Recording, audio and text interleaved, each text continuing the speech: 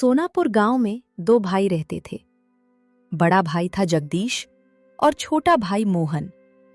दोनों के पिता हरिराम गांव की सबसे पुरानी किराने की दुकान चलाते थे। दुकान छोटी जरूर थी, लेकिन पूरे गांव का भरोसा उसी पर था। लोग कहते थे, हरिराम की दुकान से कभी मिलावट का सामान नहीं मिलता। मरने से पहले उन्होंने दोनों बेटों का हाथ अपने हाथ में रखकर सिर्फ एक बात कही, दुकान से ज्यादा रिश्ते संभालना बेटा। पैसा फिर आ जाएगा, लेकिन भाई खो गया तो कभी वापस नहीं मिलेगा। ये कहते कहते हरिराम की आंखें हमेशा के लिए बंद हो गईं। पूरे घर में मातम छा गया, लेकिन समय किसी के लिए नहीं रुकता। लंबी बीमारी के बाद हरिराम इस दुनिया को छोड़ गए। 13वीं के बाद अगले ही दिन मोहन सुबह सुबह दुकान की सफाई करने पहुंच गया। उसने धूल साफ की, सामान जमाया और अगरबत्ती जलाकर पिता की तस्वीर के सामने हाथ जोड़ दिए। बाबूजी, मैं आपकी दुकान का नाम कभी खराब नहीं होने दूंगा। उसी समय जगदीश और उसकी पत्नी कमला भी दुकान पर आ गए। सुनिए, अगर दुकान ऐसे ही दोनों मिलकर चलाएंगे तो जिंदगी भर आधा आधा ही मिलेगा। तो फिर क्या करूं? दुकान आपके नाम करवा लीजिए। मोहन सीधा है, मना नहीं करेगा। कमला की बात सुनकर जगदीश कुछ नहीं बोला, लेकिन उसके मन में लालच का बीज पड़ चुका था। उस शाम जगदीश ने मोहन को घर के आंगन में बुलाया। मोहन, मैं सोच रहा हूं कि दुकान का लाइसेंस, बैंक का खाता और सरकारी कागज किसी एक के नाम होने चाहिए। हाँ भैया, लेकिन किसके नाम? मेरे नाम। मुझे कोई दिक्कत नहीं है भैया, आप बड़े हैं। और तू भी पहले की तरह दुकान पर काम करता रहना। काम किसके लिए करूंगा भैया? अपने ही घर के लिए ना। कुछ ही दिनों में सारे कागज जगदीश के नाम हो गए। मोहन ने बिना पढ़े हर कागज पर हस्ताक्षर कर दिए। उसे अपने भाई पर पूरा भरोसा था। समय बीतने लगा। दोनों भाई रोज दुकान पर जाते, लेकिन एक फर्क आ चुका था। मोहन सुबह 4 बजे मंडी जाता, बोरे उठाता, सामान खरीदता, दुकान सजाता और पूरे दिन ग्राहकों को संभालता, जबकि जगदीश सिर्फ कुर्सी पर बैठकर गल्ला संभालता और शाम को सारा पैसा घर ले जाता। मोहन बेटा, हमेशा की तरह बढ़िया चावल देना। अगर मोहन दुकान पर हो तभी सामान लेना। ये लड़का कभी गलत चीज नहीं देता। धीरे धीरे पूरे गांव का भरोसा मोहन पर बढ़ता गया। ये बात जगदीश को अंदर ही अंदर चुभने लगी। देख रहे हैं, ग्राहक दुकान पर नहीं, मोहन पर भरोसा करते हैं। हाँ, मैंने भी नोटिस किया है। आज वो ग्राहक बुला रहा है, कल कहीं दुकान पर भी अपना हक न मांगने लगे। कमला की इस बात ने जगदीश के मन का डर और बढ़ा दिया। अगली सुबह हमेशा की तरह मोहन सूरज निकलने से पहले ही दुकान पहुंच गया। उसने झाड़ू लगाई, सामान सजाया और दुकान खोल दी। उसे बिल्कुल भी अंदाजा नहीं था कि आज उसकी जिंदगी बदलने वाली है। कुछ ही देर में गांव के कई ग्राहक दुकान पर आ गए। तभी जगदीश भी अपनी पत्नी कमला के साथ दुकान पर पहुंचा। मोहन, पहले इधर आ। जी भैया। कल रात गल्ले के 5,000 रुपए कम निकले हैं। क्या? 5,000? हाँ, और दुकान की चाबी तेरे पास भी रहती है।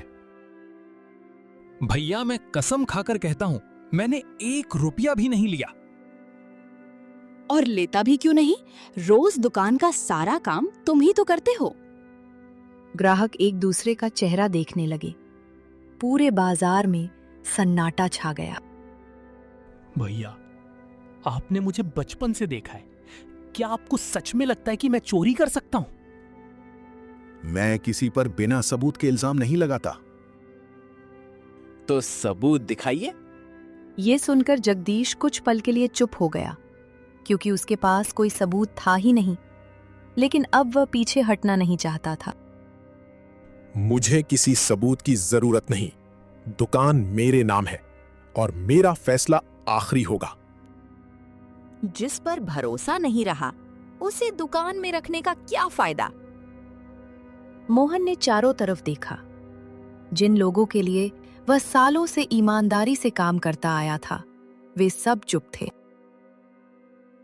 अगर आपको मुझ पर भरोसा नहीं रहा तो मैं आज के बाद इस दुकान में कदम नहीं रखूंगा। और सुन, आज के बाद इस घर में भी तेरे लिए कोई जगह नहीं है। ये सुनते ही मोहन के पैरों तले जमीन खिसक गई। जिस घर को उसने अपना समझा, आज उसी घर से उसे बेघर किया जा रहा था। ठीक है भैया, मैं चला जाऊंगा, लेकिन जाते जाते एक बात जरूर कहूंगा। झूठ कुछ दिन तक जीत सकता है, लेकिन हमेशा नहीं। मोहन अपने 2 जोड़ी कपड़े और पिता की एक पुरानी तस्वीर लेकर घर से निकल गया। उसकी जेब में सिर्फ 320 रुपए थे। उसने पीछे मुड़कर घर की तरफ देखा और मन ही मन कहा, बाबूजी, आपने सिखाया था कि मेहनत कभी धोखा नहीं देती। आज से मैं आपकी उसी सीख के सहारे नई शुरुआत करूंगा। घर छोड़ने के बाद मोहन के पास रहने की कोई जगह नहीं थी। उस रात उसने गांव के पुराने शिव मंदिर के बरामदे में ही रात बिताई। सुबह हुई तो उसने जेब टटोली। पूरे 320 रुपए बचे थे। यही उसकी सारी पूंजी थी। अगर नौकरी ढूंढूंगा तो पेट भर जाएगा, लेकिन बाबूजी का सपना कभी पूरा नहीं होगा। मुझे अपना काम ही शुरू करना होगा। मोहन सीधे गांव के कुम्हार के पास गया। राम राम काका, आपकी पुरानी हाथ ठेला अगर किराए पर मिल जाए तो बड़ी मेहरबानी होगी। बेटा, किराया बाद में दे देना, पहले अपने पैरों पर खड़ा हो जा। धन्यवाद काका, आपका ये एहसान मैं कभी नहीं भूलूंगा। मोहन ने बचे हुए पैसों से सिर्फ 5 चीजें खरीदी। चावल, दाल, नमक, सरसों का तेल और गुड़। उसने गांव के बस स्टैंड के पास अपना छोटा सा ठेला लगा लिया। आइए, सही तौल सही दाम, और अगर सामान खराब निकला तो पैसे वापस। शुरुआत में कोई ग्राहक नहीं आया। लोग दूर से देखते और आगे बढ़ जाते। पूरा दिन बीत गया। शाम तक मोहन सिर्फ 2 किलो चावल और आधा किलो दाल ही बेच पाया। कोई बात नहीं, शुरुआत छोटी है, लेकिन हिम्मत बड़ी रखनी होगी। उसी समय गांव की वही बुजुर्ग दादी वहां पहुंची, जिन्हें मोहन पहले भी बिना स्वार्थ के मदद करता था। बेटा, आधा किलो चावल देना। जी दादी। कितने पैसे हुए? जितना सब देते हैं उतना ही। इसीलिए तो मैं तेरे पास आई हूँ। तू नाप में कभी धोखा नहीं देता। दादी की बात पास खड़े 2 लोगों ने भी सुन ली। उन्होंने भी मोहन से सामान खरीदा। धीरे धीरे शाम तक 5 ग्राहक हो गए।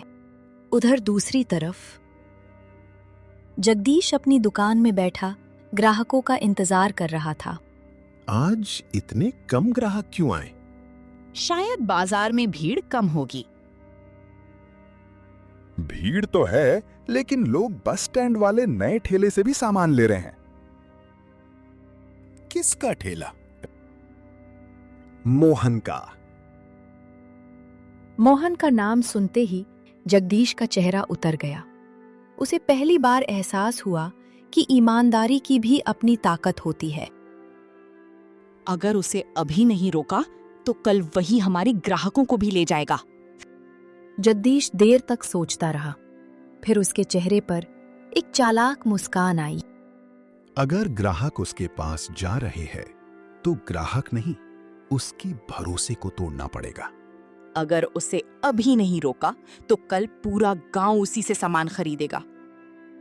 नहीं, अब मैं उसके खिलाफ कोई चाल नहीं चलूंगा। क्या मतलब?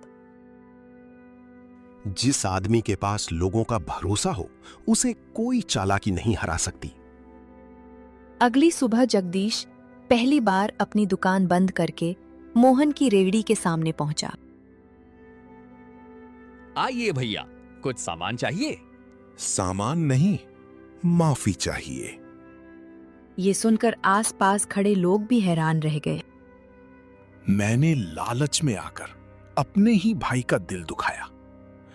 मैं दुकान का मालिक बन गया, लेकिन लोगों का विश्वास खो बैठा। और तू बिना दुकान के भी सबका अपना बन गया। भैया, बाबूजी कहा करते थे, व्यापार सामान से नहीं, भरोसे से चलता है। अगर हो सके तो मुझे माफ कर दे। मोहन कुछ पल चुप रहा, फिर उसने मुस्कुराते हुए अपने बड़े भाई को गले लगा लिया। गलती करने वाला बड़ा नहीं होता, गलती मानने वाला बड़ा होता है। दोनों भाइयों को गले मिलते देखकर पूरे गांव की आंखें नम हो गईं। उस दिन जगदीश ने फैसला किया कि अब दुकान दोनों भाई मिलकर चलाएंगे और मुनाफा बराबर बांटेंगे। धीरे धीरे उनकी दुकान फिर से पूरे इलाके की सबसे भरोसेमंद दुकान बन गई।